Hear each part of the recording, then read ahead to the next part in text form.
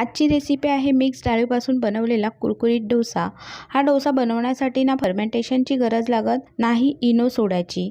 झटपट असा होणारा डोसा आहे। त्यासाठी इथे मी पाव कप चणा डाळ, पाव कप मसूर डाळ, उडदाची डाळ, सालवाली मुगाची डाळ, साधी मुगाची डाळ आणि पाव कप तुरीची डाळ घेतलेली आहे।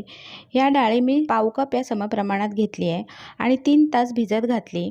त्यानंतर स्वच्छ धुवून त्यामधलं पाणी काढून टाकलं आणि आता मिक्सरमध्ये ती डाळ वाटून घ्यायची आहे। त्यामध्ये 2 लाल सुक्या मिरच्या आणि थोडंसं आलं टाकून थोडंसं पाणी घालून बॅटर तयार करून घेतलं। आता हे बॅटर बाउलमध्ये काढून त्यामध्ये थोडंसं मीठ टाकून भाजून ठेवायचं।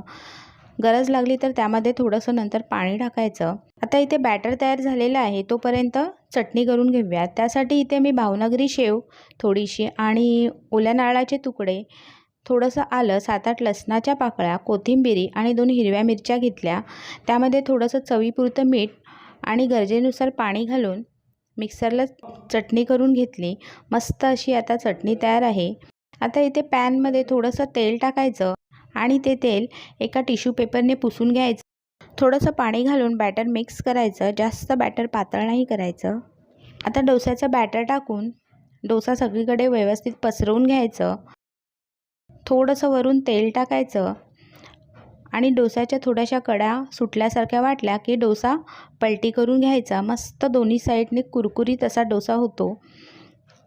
आता इथे हा डोसा तयार आहे, आपण सर्व करूया। हा डोसा खूपच हेल्दी आणि पौष्टिक प्रोटीनयुक्त असा आहे। ब्रेकफास्टमध्ये सुद्धा हा डोसा आपण कधीही बनवून खाऊ शकतो।